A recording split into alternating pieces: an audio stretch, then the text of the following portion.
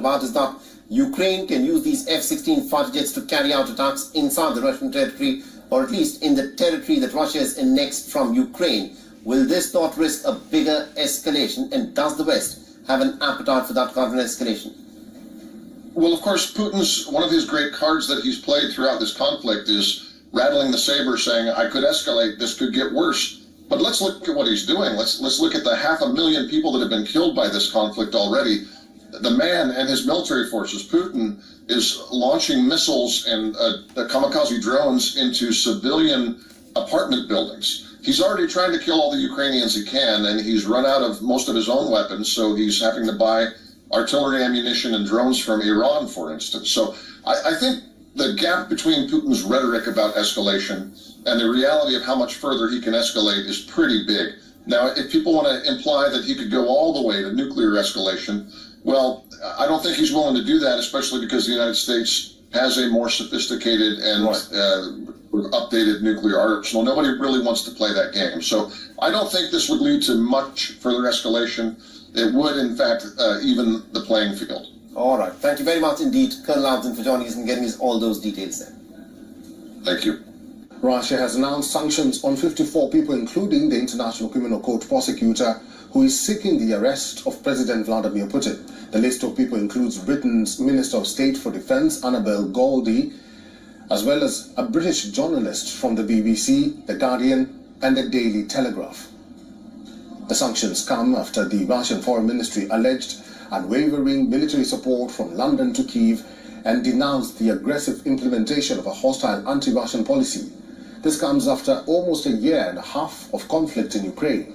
The list includes prominent figures such as International Criminal Court prosecutor Karim Khan, Britain's Minister of State for Defence Annabel Goldie, Britain's Secretary of State for Digital Culture, Media and Sport Lucy Fraser.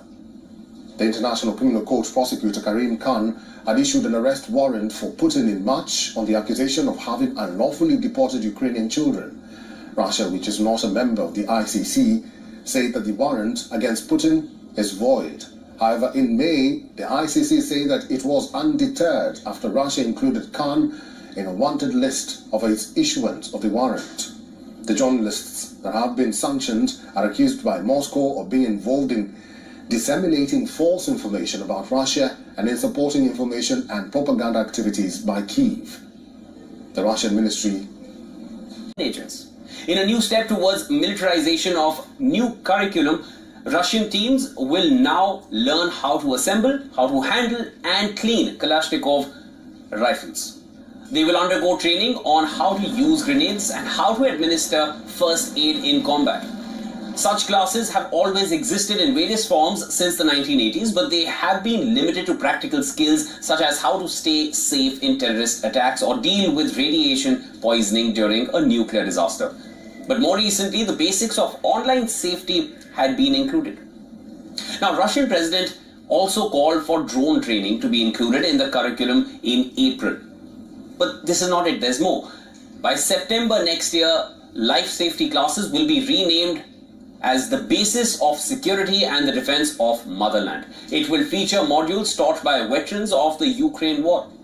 Experts say education is the tool through which Russia wants to legitimize its actions in Ukraine. Now, earlier, Ministry of Education modified history, geography and social sciences curriculums. Schools will only be permitted to use state-written textbooks. According to the government, the aim of teaching history will be to rebuff the falsifiers of Russian history. And the new geography curriculum will encourage a sense of patriotism in students. In children will also continue. From January next year, men aged between 18 and 30 will be required to carry out at least a year of military service as a mandatory prior. It seems like the Russian president aims to create a new generation of cannon fodder. They do prepare for wars now and in the future.